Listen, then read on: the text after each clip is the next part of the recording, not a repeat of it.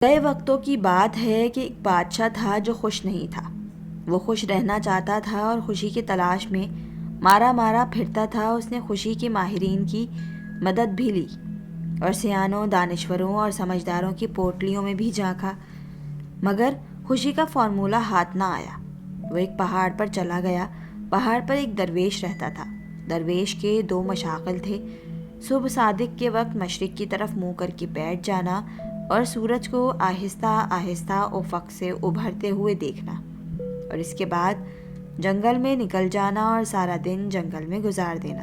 بھوک لگتی تھی تو وہ درختوں سے پھل توڑ کر کھا لیتا تھا۔ پیاس محسوس ہوتی تھی تو وہ ندیوں، جھرنوں، آبشاروں کا پانی پی لیتا۔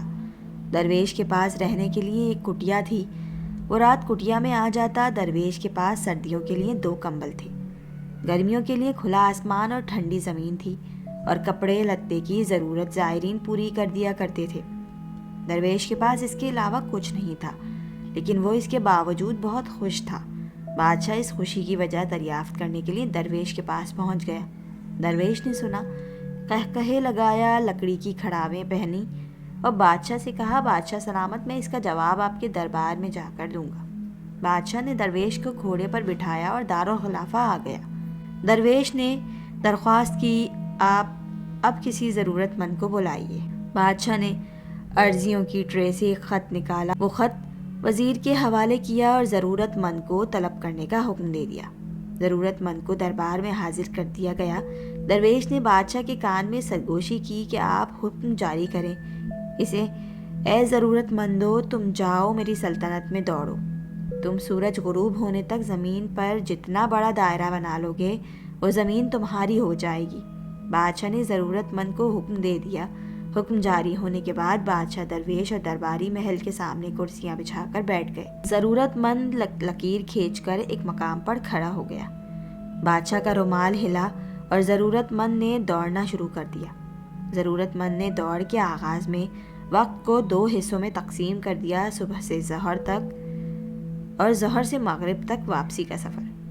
ضرورت مند کا خیال تھا یوں وہ زمین کا بہت بڑا ٹکڑا ہتھیا لے گا۔ ضرورت مند سرپٹ بھاگتا رہا۔ ظہر کے وقت اس نے 400 ایکڑ زمین گھیر لی۔ فارمولے کے مطابق ضرورت مند کو اب واپسی کا سفر شروع کرنا تھا، لیکن وہ لالچ کا شکار ہو گیا۔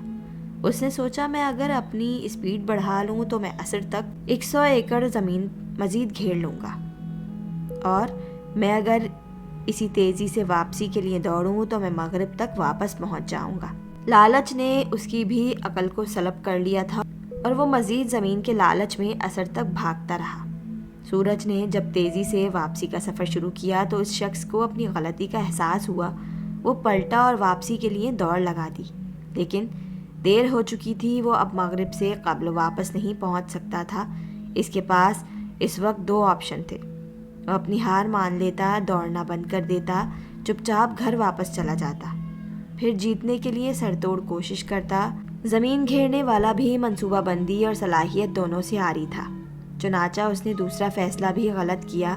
اس نے سر توڑ کر کوشش کی، ٹھان لی، بھاگنے کی اسپیڈ بڑھا دی۔ وہ بری طرح تھکاوٹ کا شکار تھا، لیکن اس کے باوجود دیوانہ وار دوڑ رہا تھا۔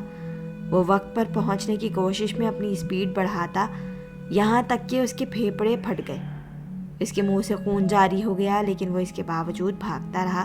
وہ بالآخر بادشاہ تک پہنچ گیا، لیکن گول پر پہنچنے کے بعد اس نے ایک لمبی ہچکی لی اور زمین پر گرا، تڑپا اور اپنی جان دے دی۔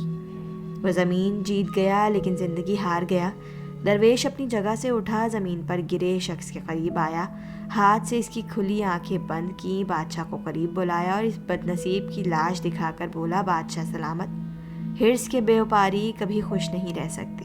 یہ شخص مجھ سے بہتر زندگی گزار رہا تھا۔ میرے پاس کپڑوں کا 1 جوڑا، لکڑی کے جوتے، 2 کمبل اور 1 پیالے کے سوا کچھ نہیں۔ شہر میں کوسوں دور پہاڑ پر رہتا ہوں، پھل کھاتا ہوں، ندیوں کا پانی پیتا ہوں، لیکن خوش رہتا ہوں۔ کیوں؟ کیونکہ مجھ میں لالچ نہیں ہے۔ جبکہ آپ میرے مقابلے میں اس شخص کے اثاثے دیکھیے۔ یہ شخص مجھ سے 1000 درجے بہتر ہوگا۔ اس کے پاس مکان بھی ہوگا، بیوہ بچے، کپڑے بھی، سواری، دال، اناج اور زمین جائیداد بھی، لیکن یہ اس کے باوجود زمین پر گر کر مر گیا۔ کیوں؟ کیونکہ اس کے اندر لالچی انسان کو قابو نہ رکھ سکا۔ یہ دیوانہ وار خواہشوں کے پیچھے بھاگتا رہا۔